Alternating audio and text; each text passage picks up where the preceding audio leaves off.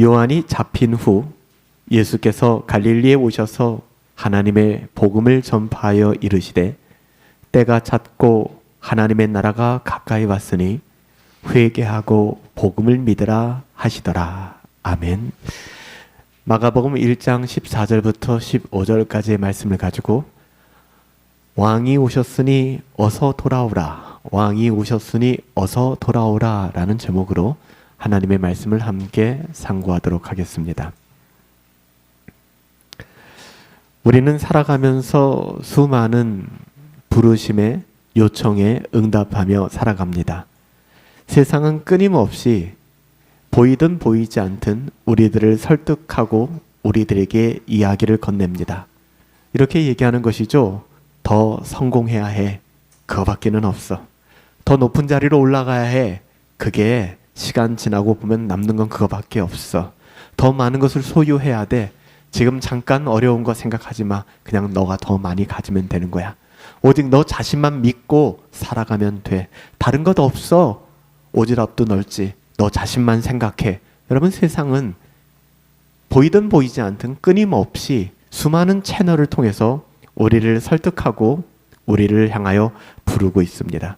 오직 우리 자신만을 위해서 살아가라는 것이죠. 입신양명, 부귀영화, 유아 독존, 이거밖에는 없어. 그것이 세상의 가치 아닐까요?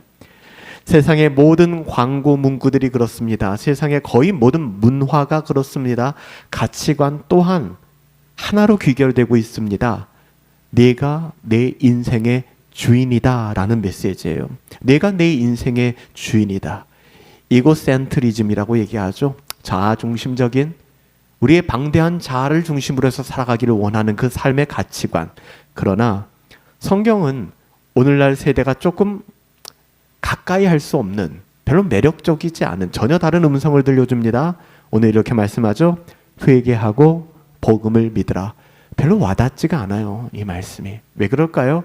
우리는 끊임없이 세상에 전도당하며 세상의 부르심에 응답하며 살아가고 있기 때문에 고작 일주일에 한 번 1시간 주일 예배 나오는 것도 버거워하며 예배당에 나와 예배하고 있기 때문에 우리는 이고센트리즘, 자아중심적인 삶을 일주일 내내 살아가고 있기 때문에 회개하고 복음을 믿으라는 말이 종교적인 어휘로밖에는 들리지 않는 것이고 고리타분하게밖에는 들리지 않는 것이죠. 여러분, 회개하고 복음을 믿으라, 이 말씀은 단순히 종교 생활이라는 걸 좀 해보면 어떻겠습니까? 라는 권유가 아니죠. 교회 한번 나가보시죠 라는 제안도 아닙니다. 여러분, 이것은 인정하든 인정하지 않든 만왕의 왕 되신 하나님께서 반역한 백성들, 타락한 백성들에게 보내는 자비로운 명령입니다.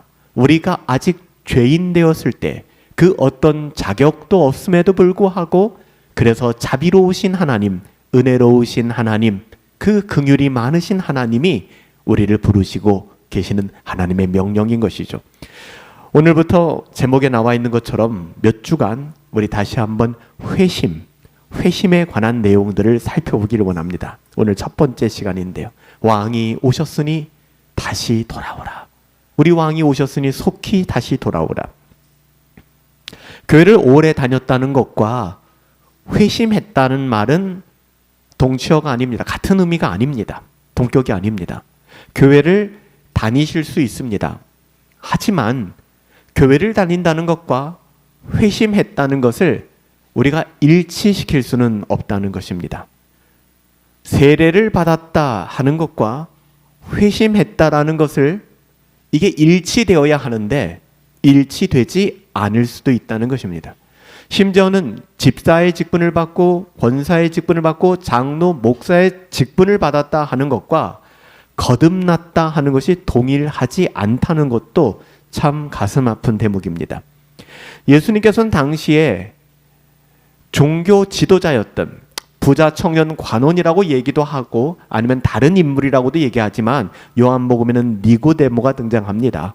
누가복음 19장에 나오는 이 부자 청년 관원과 18장 19장에 나오는 부자 청년 관원과 니고데모가 동일인일 수도 있고 아닐 수도 있습니다. 하지만 비슷한 어휘로 설명이 되고 있죠. 그도 역시 종교인이었고 당시에 정통 기독교인이었을 것입니다. 권력도 가지고 있고 꽤 괜찮은 사회적인 포지션도 가지고 있었던 사람입니다. 어느 누구도 의심하지 않을 사람이었습니다. 근데 그를 향하여 요한복음 3장 3절에 예수님은 이리 말씀하셨습니다. 사람이 거듭나지 아니하면 하나님의 나라를 볼 수 없느니라. 거듭나지 않았음을 전제 조건으로 하는 말입니다. 예수님을 찾아 나왔고 그의 평생에 존경받는 종교인이었을지는 모르겠지만, 관리였을지는 모르겠지만, 그를 향하여 예수님은 이렇게 말씀하십니다. 사람이 거듭나지 아니하면, 회심의 은혜가 없이는 하나님의 나라를 볼 수 없느니라. 회심하지 않고 거듭나지 않고 천성문까지 예수님 보좌 앞까지 올 수 있구나. 갈 수 있습니다. 그 다음이 해결되지가 않을 뿐입니다. 니고데모는 종교인이었습니다. 도덕적인 사람이었습니다. 성경도 아는 사람이었습니다. 그런데 그를 향하여 예수님은 단도직입적으로 이야기합니다. 내가 거듭나야겠다. 거듭나지 아니하면 하나님의 나라를 볼 수 없느니라. 저나 여러분들이나 오늘 이 시간, 길지 않은 시간, 역시 같은 질문 앞에 서는 것은 우리의 안전함을 도모하는 일입니다. 우리를 안전하게 하는 일입니다. 정말 나는 회심한 사람인가?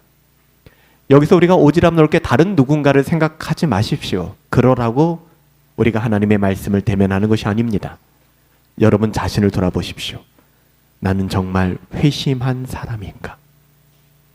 부부관계 배우자라 할지라도 내 자녀라 할지라도 어느 누구라 할지라도 여러분들 이 시간엔 잠시 그 판단을 유보하시고 여러분 자신을 향하여 돌아보십시오. 나는 정말 회심한 사람이 맞는가? 교회를 얼마나 오래 다녔는가?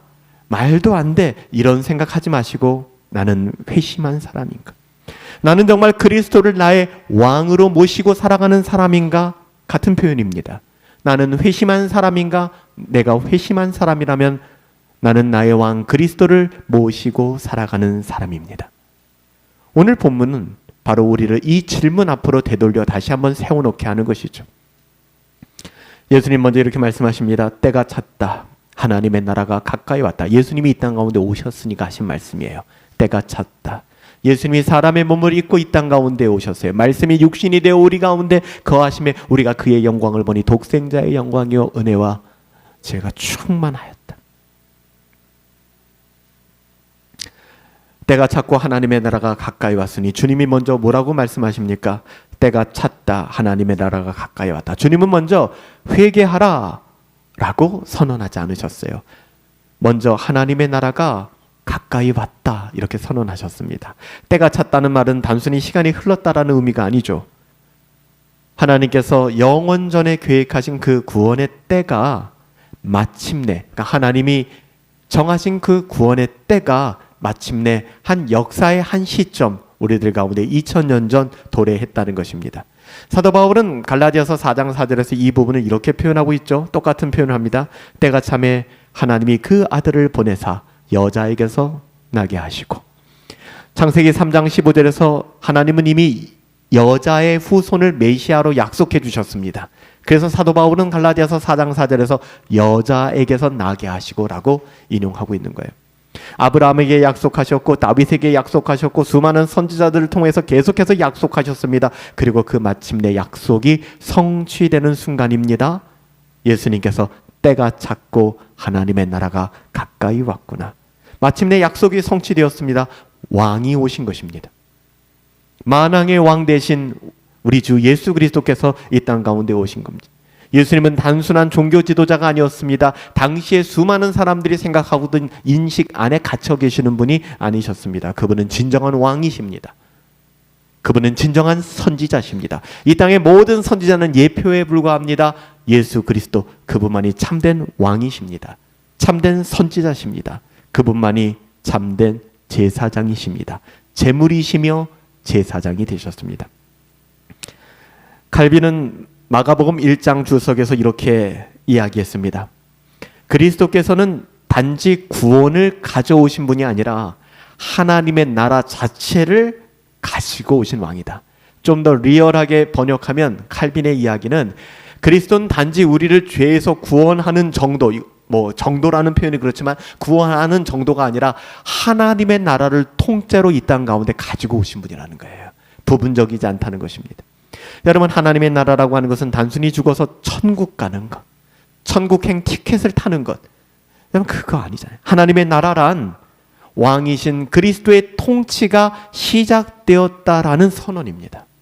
하나님의 나라가 임하였다라고 하는 것은 왕이신 그리스도의 통치가 선언되었다는 거예요.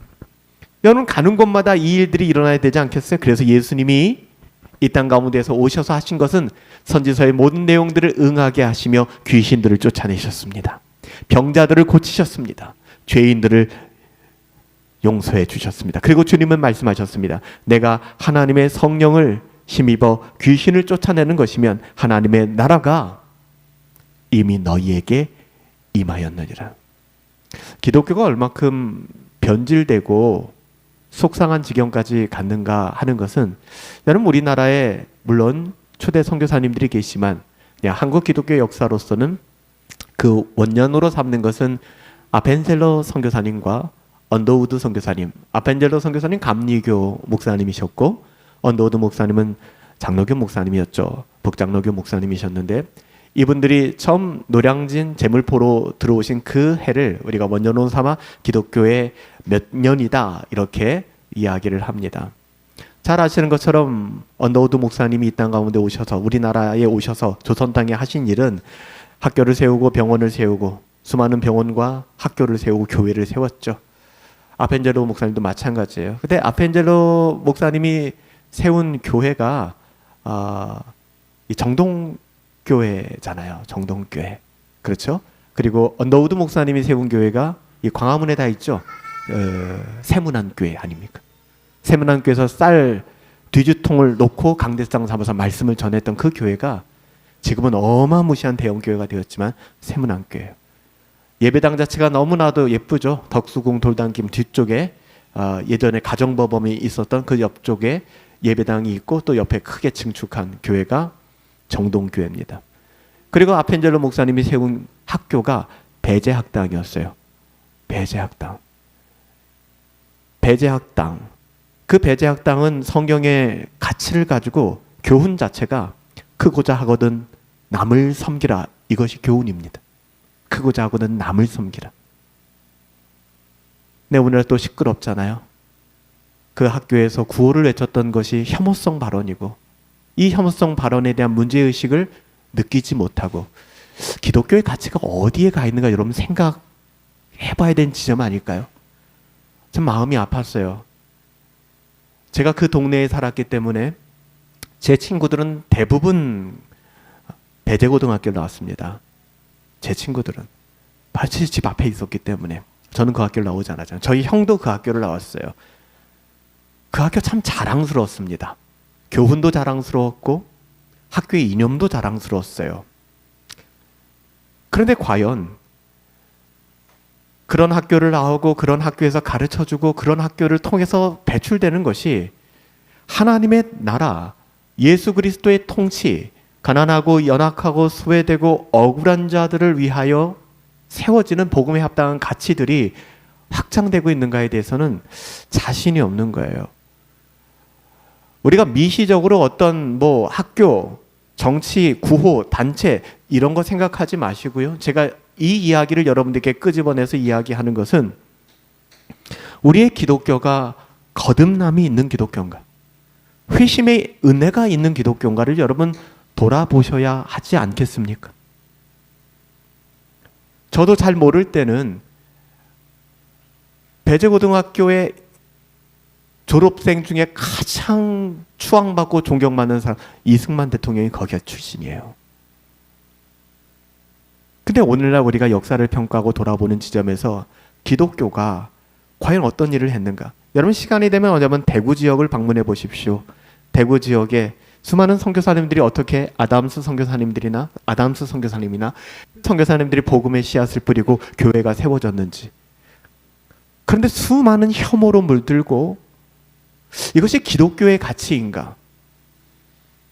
오늘날 우리 굉장히 민감한 부분이지만 돌아봐야 되지 않겠습니까? 예수님께서 말씀하십니다. 내가 하나님의 성령을 힘입어 귀신을 쫓아내는 것이라면 하나님의 나라가 이미 너희에게 임한 것이다.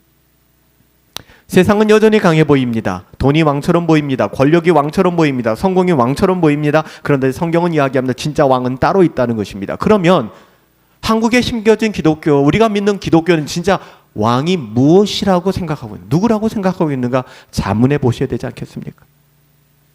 여러분의 왕은 누구십니까? 우리 교회의 왕은 누구십니까? 인간의 왕국은 다 지나갑니다. 인간의 생각은 다 지나갑니다. 젊음도 지나갑니다. 재산도 지나갑니다. 하지만 그리스도의 나라는 영원하잖아요. 그러면 오늘날 우리나라, 우리 교회, 현 기독교 참된 거듭남이 있는가? 그러니까 여러분, 종교개혁이라는 말은 엄밀하게 보면 그 틀린 말입니다. 종교개혁이 아니라 교회개혁이 맞는 것이죠. 개혁된 교회는 날마다 하나님의 말씀으로 개혁되어져야 하는데, 과연 우리가 믿는 기독교, 우리가 믿고 따라가는 기독교는 어떤 기독교인가? 회심의 은혜가 있는가? 정말 거듭남의 은혜가 있는가? 게하르드 보스는 이렇게 말했습니다. 하나님의 나라는 단순한 장소가 아니다. 왕이신 하나님의 통치가 역사 속에서 현현되어지고 발현되어지고 실현되는 것이다. 그럼 묻고 싶습니다. 오늘날 세상이 기독교를 걱정하는 지경이 되었습니다. 오늘날 세상이 교회를 걱정하는 지경이 되었습니다. 교회가 거듭났나요? 교회가 회심의 은혜가 있습니까? 우리가 모인 이 장소가 거룩한 것이 아니라 하나님 나라의 통치가 역사 속에서 실현되어지는 것인데, 과연 우리는 하나님의 통치를 실현시키며 살아가고 있습니까? 거듭난 신자라면 우리는 하나님의 통치를 받으며 그 하나님의 통치를 드러내며 살아가게 될 것입니다. 우리가 판단할 수 있는 기준은 그거예요. 특정 학교, 특정 정당, 특정 교회가 문제가 아닙니다. 여기에서 피해갈 수 있는 사람은 아무도 없어요. 오늘 공동체 성경 읽기에서 인간은 다 거기서 거기야를 드러내기 위해서 사용하신 인물이 누구예요? 다윗이었어요. 비참하지 않아요? 게으름에서부터 시작된, 이제는 살만한 거예요. 먹고 살만한 거예요. 예전엔 안 그랬다고요, 다윗이. 근데 이제 먹고 살만하니까 왕궁에 머물러서 다른 사람들을 다 전쟁에 내보냈어요. 이때 인간은 죄 짓게 되는 겁니다. 하필 그때 목욕하고 있던, 이름도 밧세바예요. 그 여인을 보게 된 거예요. 예전 같았으면은 절제했을 겁니다. 그런데 게으름이 증폭되어지니까 음란한 마음 갖게 되는 거예요. 거기서 멈췄어야 돼요. 마음에서 멈췄어야 돼요. 이걸 실행한 겁니다. 임신을 했네요. 여기서 늦지 않았어요. 회개했어야 됩니다. 그런데 어떻게 합니까? 회개 안 하고 그 남편을 전쟁터에서 데려다가 같이 빨리 좀 부부가 동침했으면 좋겠다라는 분위기를 만들잖아요. 근데 그 신하가 어때요? 아주 정조가 깊은 신하기 때문에 내 모든 군사들은 지금 전쟁터에 있는데 내가 어떻게 내 아내와 합방을 하며 이렇게 편안한 삶을 보낼 수 있겠습니까? 왕이시여, 가당치 않습니다. 진짜 멋있는 장군 아닙니까? 근데 다윗은 마음 불편해지는 거잖아요. 저 새끼 왜 저래? 내 계획대로 간다 그러면 네가 빨리 네 아내와 관계를 맺어서 임신한 게 되어야 되는데, 이게 다윗이 한 생각이에요. 그래도 안 들으니까 어떻게 합니까? 너 전쟁터에 나가. 오케이, 알겠어. 근데 거기에다가 밀서를 보내잖아요. 그 밀서가 무엇입니까? 우리아가 전쟁터 최전방에 나갈 때 전원 다 회군에 걔만 남겨둬. 그래서 죽여버려, 이거였어요. 왕의 마음도 모른 우리아는 그 밀서 들고 나간 거 아닙니까? 그 죽었잖아요. 죽었으면 거기서 양심이라는 게 발현되어야 되는데 인간이 어디까지 갑니까? 거기서 굉장히 멋있는 말은 혼자 다 하잖아요. 우리아여 어떻고 저쩌고. 여러분 어떻습니까? 다음 주에 공동체 성경 읽게 하겠지만 하나님이 나단을 통해서 치시는 거 아니겠습니까? 여러분, 어느 누구도 예외가 될 수 없다는 이야기를 하는 거예요. 기독교 학교 미션 스쿨만 문제입니까? 어떤 특정한 기독교인이 문제입니까? 그렇지 않아요. 오늘 이 시간에 우리가 돌아봐야 될 것은 내가 회심했는가? 내가 거듭났는가? 주님께서 말씀하십니다. 회개하라. 복음을 믿어라. 이거는 옵션이 아닙니다. 왕의 명령입니다. 여러분이 회심했다면, 거듭났다면 왕의 명령입니다. 오늘 많은 사람들이 예수님을 조력자 정도로 생각한다고 했죠. 힘들 때 위로해 주시는 분 맞지만 그게 전부가 아닙니다. 주객이 바뀐 거예요. 문제가 생길 때 도와주시죠. 그러기 위해서 존재하는 분이 아니십니다. 성경 속의 예수님은 적어도 그런 분만이 아닙니다. 그분은 우리의 왕이십니다. 그분은 조언자가 아닙니다. 명령하시는 분이십니다. 왕은 명령하는 자입니다. 그리고 인간은 왕의 명령 앞에서 순종하거나 반역하거나 둘 중에 하나입니다. 그렇다면 회개는 무엇일까? 많은 사람들은 회개를 단순한 죄를 후회하는 정도로 생각하죠. 물론 후회도 일정 부분 포함됩니다. 하지만 이 메타노에오라는 회개는 더 깊은 의미를 갖습니다. 방향을 완전히 전환하는 것입니다. 회개란 왕을 바꾸는 것입니다. 우리의 왕이 나 자신에서 아니면 내가 사랑하는 그 어떠함에서 이제는 그 왕이 바뀌는 것입니다. 내가 기꺼이 즐겁게 왕의 왕좌에서 내려오는 것입니다. 사도 바울은 데살로니가 교회의 회심에 대하여 이렇게 얘기합니다. 너희가 어떻게 우상을 버리고 하나님께로 돌아와서 살아계시고 참되신 하나님을 섬기는지. 아하, 데살로니가 교회의 회심은 우상을 버리고 하나님께로 돌아온 것이구나. 자신의 그 어떠함을 다 내려놓고 하나님께로 돌아온 것이구나. 토마스 왓슨은 회개의 교리에서 이렇게 이야기했습니다. 참된 회개란 죄를 떠나는 것만이 아니고 수동적이잖아요. 죄를 떠나는 것만이 회개가 아니라는 거예요. 참된 회개는 하나님께로 돌아가는 것입니다. 죄를 떠나는 것에서 멈춘다면 7 귀신이 들어가서 더 악한 자가 될 것입니다. 가룟 유다도 후회했습니다. 부끄러워했습니다. 그래서 그가 받았던 돈 다시 다 뱉어냈습니다.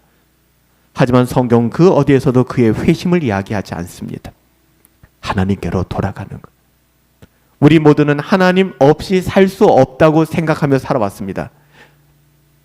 내 뜻이 중요했고 내 생각, 내 성공도 중요했고 내 만족도 중요했습니다. 그러나 회개는 이 모든 것을 떠나서 이렇게 고백하는 거예요. 어렵지 않아요? 복잡하지 않아요? 주님, 제가 왕이 아닙니다.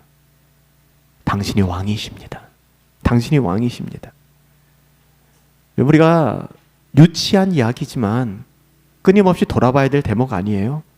돈. 혹시 돈이 여러분의 왕은 아니십니까?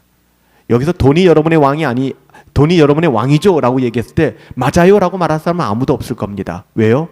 우리의 벌써 슈퍼에고는 초자아는 다 발현되어 있거든요. 돈을 사랑하면 굉장히 저질적인 사람이고 배금주의자고, 그런데 우리는 굳고 그것이 아니라고 얘기하는데 여러분 돌아가 보면 우리는 돈의 노예가 돼서 살아가요. 우리에게 돈을 제공해주는 직장을 더불어서 생사여탈권을 쥐고 있는 그곳이 우리의 모든 것의 핵심이 될 때가 많습니다. 돈 중요합니다. 소중합니다. 하지만 돈이 우리의 왕은 아닙니다. 성공, 누군가는 성공을 꿈꾸죠. 아니라고는 얘기하지만 그 성공을 위해서. 아니면 자녀이기도 합니다. 이건 자녀도 망치고 부모도 망치는 일이죠. 사람들의 인정이기도 합니다. 얼마 전 소천하신 팀 켈러 목사님, 리디머 장로교를 목회하셨던 팀 켈러, 기독교 변증가이기도 하고 목회자이기도 했던, 그는 이렇게 우상을 정의합니다. 우상은 내가 좋아하는 것을 최고의 것으로 올려놓는 것이다. 그러니까 내가 좋아하는 것이 있거든요. 그 좋아하는 것은 부정할 수 없습니다. 내가 좋아하는 거예요. 근데 그 좋아하는 것을 최고의 자리에 갖다 올려놓는 것입니다. 그 순간 이것이 우상이 되는 것이죠. 하나님 자리에 그것이 앉아 있으니까. 하나님보다 더 사랑하는 것이 있다면 네, 우상입니다. 회개는 우상을 버리는 것입니다. 왕께 돌아오는 거예요. 그리고 복음을 믿는다고 하는 것은 단순한 어떤 교리적 지적인 어떤 동의를 이야기하는 것이 아닙니다. 복음은 반역자를 용서하시는 왕의 선언이잖아요. 우리는 하나님께 반역한 사람들이고, 그런데 놀랍게도 왕께서는 그 반역자를 멸하지 않으셨잖아요. 하나님의 은혜로 오히려 왕께서 친히 우리 대신 심판을 받으셨다. 이게 우리가 너무 잘 알고 있는 내용인데 이게 더 이상 다윗의 고백을 우리가 찬양으로 불렀지 않습니까? 정결한 마음 주옵소서, 주시옵소서 주님.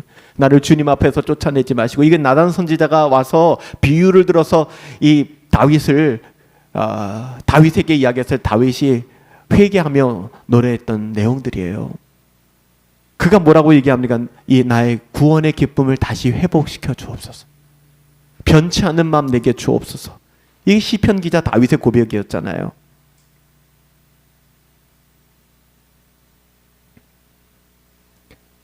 왕께서 친히 우리를 대신해서 심판을 받으셨다. 여러분 감흥이 있으십니까? 이보다 더한 감흥이 어디 있습니까? 그 어떤 정치 구호보다, 그 어떤 휴머니즘적인 구호보다 여러분 이보다 더 우리를 더 흥분시키는 이야기가 어디 있습니까? 죄인된 우리를 위하여 우리 주님이 죽으셨다. 하나님이 죄를 알지도 못하신 이를 우리를 대신하여 죄로 삼으신 것은 고린도후서 5장 21절. 그분은 죄와 아무 상관이 없는 분이셨습니다. 여러분 십자가는 실패가 아니잖아요. 십자가는 왕의 즉위식입니다. 우리가 예수 그리스도의 죽음과 우리가 다바를 암송해서 계속 반복했던 거잖아요. 예수 그리스도의 죽음과 그의 부활에 연합한 자가 되었다. 그 의미가 이거잖아요. 여러분 십자가는 왕의 즉위식입니다. 예수님은 가시관을 쓰심으로 왕의 그 자리에 오르셨습니다. 그리고 지금도 반역자들을 향하여 말씀하시죠. 내게 돌아오라. 우리 찬송가에도 있는 것처럼 돌아오라. 어서 돌아오라. 돌아오라. 어서 돌아오라. 제 기억 속에 남아있는 추억이지만 제가 군대를 제대하고 제가 섬겼던 교회에서 그 전도 집회를 열었었어요. 전도 집회를 열었었는데 한 예배당에 한 2,500석 정도 되는 예배당에 사람들이 항상 전도 집회면 꽉꽉 찼어요. 부모님을 모셔오기도 하고 친구들을 모셔오기도 하고. 그날 강사 목사님이 회심의 은혜에 대해서 이야기하시면서 정말 놀랍도록 하나님의 은혜를 잘 드러내 주셨어요.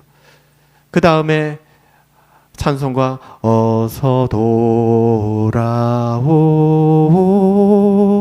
어서 돌아마노 이런 찬송이 있거든요. 이 찬송가를 부르시더라고요. 목사님이. 회중들이 다 부르기 시작했어요. 그 목사님이 찬송가를 부르시면서 이야기하시는 거예요. 혹시나 불편하지 않다면 이 자리에 지금 제가 소개해드린 그 예수 그리스도, 제가 만난 그 예수 그리스도, 나의 삶을 바꿔놓은 그 예수 그리스도, 그 예수 그리스도를 만나기를 원하신다면, 그 예수 그리스도를 만나셨다면 이 앞으로 나오십시오 하고 초청을 하신 거예요. 찬송가가 1절, 2절, 3절 계속되는데 많은 사람들이 앞으로 나왔어요. 나오는 게 중요한 거 아닙니다. 알아요. 하지만 나왔어요. 근데 제 마음이 뭉클했던 것은 그 목사님이 하나님의 마음을 아셨는지 그 찬송을 한 번 더 하시면서 지금도 늦지 않았어요. 결단하세요.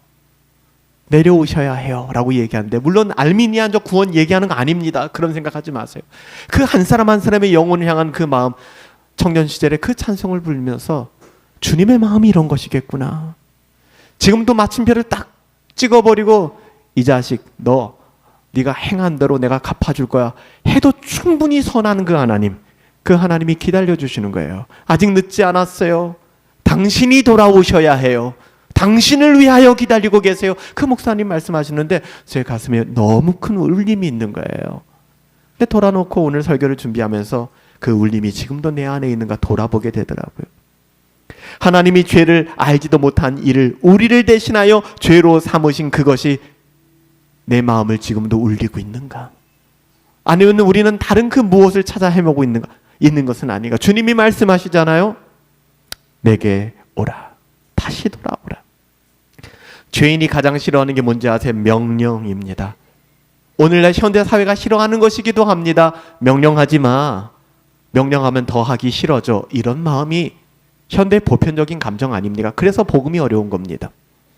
죄인은 하나님의 명령을 싫어합니다. 왜냐하면 죄인이 스스로 자기가 왕이라고 생각하고 누군가의 통제 아래 있기를 싫어하기 때문에 그래요. 그러나 우리는 하나님의 이 놀라운 오래 참음을 볼 수 있어야 됩니다. 하나님은 아무런 경고 없이 세상을 심판하지 않으세요.